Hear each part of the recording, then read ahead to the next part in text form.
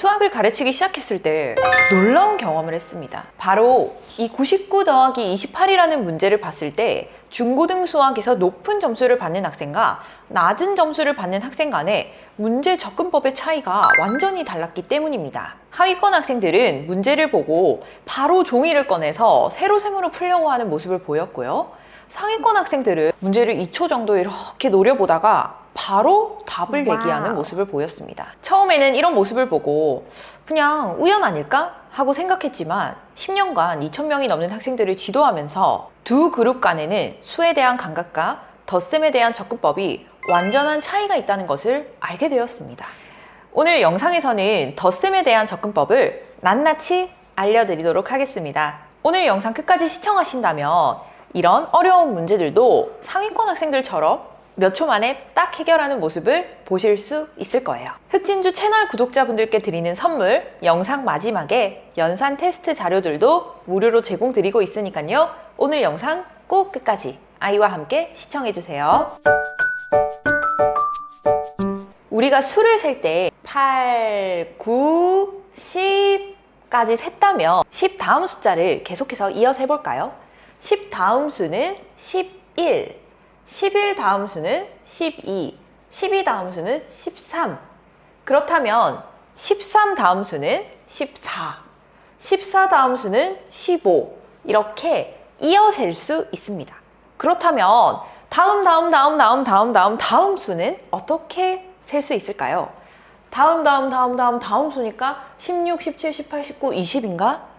벌써 헷갈리는데요. 다음을 100번 말한 뒤의 숫자는 몇일까요?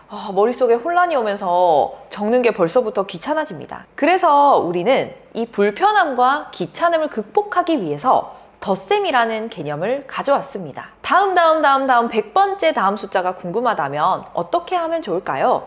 내가 구하고자 하는 숫자 8의 다음 100번째 다음이 궁금하다면 8에다가 100을 덧셈하는 식을 만들어내게 되었습니다. 이렇게 귀찮고 불편했던 것을 한 방에 편하게 해결하기 위해서 등장한 게 덧셈입니다.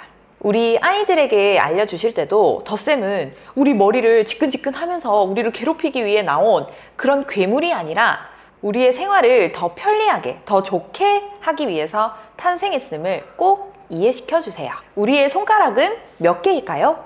바로 10개입니다. 그래서 우리는 10이라는 숫자에 친숙할 수밖에 없고 십진법을 사용하는데요. 이 수의 체계는 십진법으로 이루어져 있기 때문에 우리가 덧셈, 뺄셈, 곱셈, 나눗셈을 공부하고 문제를 풀 때 10, 100, 몇십, 몇백 이런 숫자들과 친해지면 문제가 굉장히 쉽고 재밌게 풀립니다. 그렇다면 문제를 한번 같이 살펴볼 수 있도록 하겠습니다. 이와 같은 문제를 만났을 때 물론 우리가 잘 아는 세로셈으로 연습장 종이를 꺼내서 풀 수도 있겠죠? 하지만 풀기 전에 문제를 쳐다보면서 한 가지 질문만 해보는 거예요. 혹시 더 쉽게 풀 수 있는 방법은 없나? 이렇게요. 그리고 문제를 쳐다보면 우리가 아까 배웠던 10, 100, 몇십, 몇백으로 좀 쉽게 바꿀 수 있는 숫자가 있는지 확인해 봅니다. 99를 살펴보니 99는 100보다 1 작은 수임을 알 수 있습니다. 그러니까 99는 100 빼기 1이라고 생각해도 좋겠죠. 자, 100이라는 숫자를 먼저 더하고 99를 100이라고 생각해 봅니다. 그리고 28을 먼저 더해준 뒤에 아까 우리가 99였는데 100을 더했으니까 원래 숫자 1만큼 작아지게 빼주면 되겠네요. 그래서 100 더하기 28, 128에서 1을 뺀 수, 답은 127이 됩니다. 그렇다면 이 방법 말고 다른 방법으로 접근할 순 없을까요? 뒤에 있는 28이라는 숫자를 가르기 해보는 거예요. 나 1만 있으면 100 되는데 그리고 1과 27으로 가르기 해줍니다. 그리고 난 후에 이제 먼저 우리가 친숙한 100이라는 숫자를 만들어주고 남아있는 27을 더해줍니다. 그러면 답은 아까와 같이 127 이렇게 구할 수 있겠네요. 문제를 더 쉽게 풀기 위해서 99를 100 빼기 1로 생각해서 문제를 접근해 보았습니다. 자, 다음으로 난이도를 조금 높여서 세자리 더하기 세자리의 덧셈 한번 해보겠습니다. 998 더하기 792 덧셈인데요. 우리가 배웠던 더 쉬운 방법으로 풀 수 없을까를 이용해서 문제를 빠르고 쉽게 한번 풀어보도록 하겠습니다. 998과 792를 보면서 내가 조금 더 쉽게 풀 수 있는 방법은 없을까? 고민을 해보는 거예요. 그러면 998은 1000과 가까운 수라는 것이 머릿속에 뿅 떠오릅니다. 998은 1000보다 이 작은 수라는 것을 금방 알 수 있겠네요. 그렇다면 우리가 아까처럼 998 대신에 1000을 더해준 뒤에 792를 더해주고 1000보다 이 작은 숫자니까 2를 빼기 해줍니다. 그러면 1792에서 2를 빼주니까 1792 답이 되겠네요. 자, 다른 방법으로 한번 풀어보도록 하겠습니다. 998은 1000과 가까운 수니까 뒤에다가 나 2만 빌려줘. 그럼 1000이 될 수 있어. 이렇게 해보는 거예요. 2를 빌리면 790이라는 숫자로 가르기 할 수 있겠네요. 그러면 998과 2를 더하기 해줍니다. 그러면 1000이 되니까 1000 더하기 790. 그럼 계산하면 1790. 아까와 같은 답이 나오는 것을 볼 수 있습니다. 그렇다면 100과 1000에 가까이 만들어지지 않는 수는 어떻게 계산하면 좋을까요? 37 더하기 25라는 문제를 살펴보겠습니다. 자, 이 문제를 보고 내가 더 쉽게 풀 수 있는 방법은 없나 고민해 보는 거예요. 제가 생각했을 때 37이라는 숫자는 40보다 3 작은 수라고 생각됩니다. 그러면 어떻게 풀 수 있어요? 37 대신에 40과 25를 먼저 더해준 뒤에 3 작은 숫자니까 3을 빼주면 되겠습니다.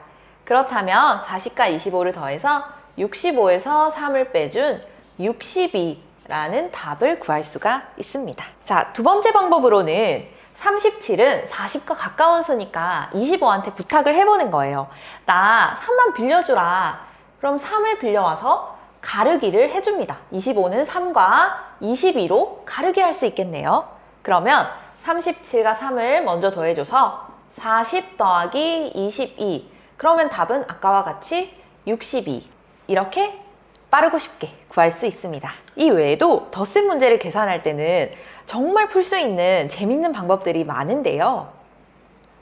자, 58 더하기 18 이 문제를 한번 살펴보도록 하겠습니다. 이 문제를 풀 때 우리가 아까 배웠던 쉬운 방법은 없을까 생각해보고 이 58이라는 숫자를 60보다 이 작은 수로 생각해서 60으로 먼저 만들거나 2를 빌려줘 이렇게 해서 덧셈을 할 수도 있겠죠. 하지만 다른 방법은 없을까? 또 생각해보는 거예요. 두 숫자를 쳐다보니 1의 자리 숫자가 8, 8 똑같은 것을 알 수 있습니다. 58의 경우에는 50 더하기 8, 18의 경우에는 10 더하기 8이니까 우리가 덧셈을 50 더하기 10 더하기 8 더하기 8 이렇게 순서만 바꿔서 적었습니다. 이를 덧셈의 교환 법칙이라고 하는데요. 덧셈은 자리를 바꿔도 결과가 같다는 성질을 이용했습니다. 그렇다면 50 더하기 10은 60이니까 60 더하기 8 더하기 8은 뭘까요? 8을 두 번 똑같이 더한 것, 8 곱하기 2가 됩니다. 그래서 16 적어주고 덧셈 계산해주면 마지막으로 76이라는 답을 구할 수 있습니다. 그래서 덧셈을 풀 때 1의 자리 숫자가 같은 경우에는 두 번이 반복해져서 더하니까 간단한 곱셈으로도 표현할 수 있구나 생각해 볼 수 있습니다. 자, 다음으로 또 재밌는 덧셈 접근 방법 한번 같이 해볼까요? 이 문제에서 25 더하기 27도 우리가 아까 배운 것처럼 뭔가 더 쉬운 숫자로 바꿀 수 있을까 생각해 볼 수도 있고요. 그냥 배운 대로 세로셈으로 풀 수도 있겠죠. 하지만 25와 27은 굉장히 가까운 수라는 느낌이 듭니다. 25와 27은 몇 차이밖에 안 나나요? 2차이밖에 안 납니다. 그러면 25 더하기 25 더하기 2라고 적을 수 있겠죠. 27은 25랑 2를 더한 숫자니까요.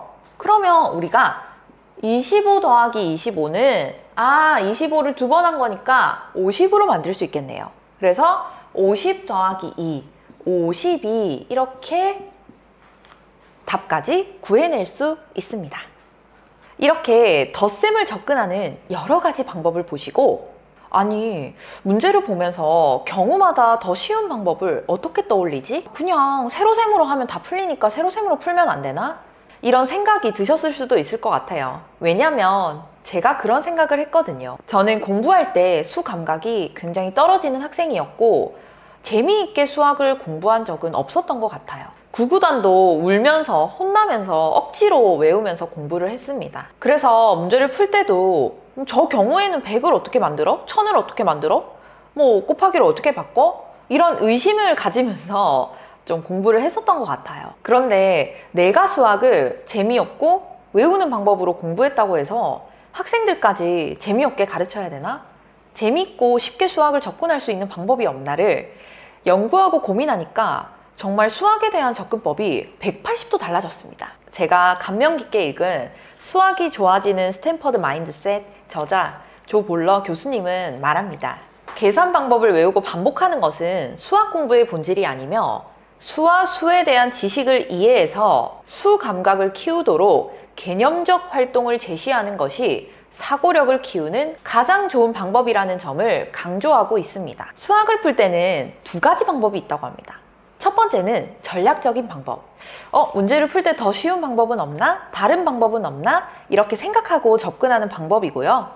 두 번째는 문제를 푸는 방법을 외우고 이를 반복해서 훈련하는 방법입니다. 신기하게도 이 두 가지 방법은 두뇌 접근 경로에서 완전한 차이를 보인다고 합니다. 두 가지 방법 모두 같은 속도로 문제를 푸는 모습을 보였지만 배운 수학 지식을 자신이 새로운 문제에 적용하는 데는 전략적인 방법을 쓴 학생들이 훨씬 높은 성취도를 보였다고 합니다. 그래서 뇌과학자들은 전략적인 학습 방법을 통해서 개념을 학습한 뒤에 계산 연습을 해야 한다고 그렇게 정리하고 있습니다. 결국 우리가 덧셈이라는 어른들이 보기에는 굉장히 당연하고 간단해 보이는 개념을 학습을 할 때도 더 쉬운 방법이 없나? 전략적으로 접근을 하고 이를 개념으로 받아들인 후에 그 다음 세로셈으로 반복적인 연습을 할 때 수 감각이 훨씬 키워진다는 결론입니다.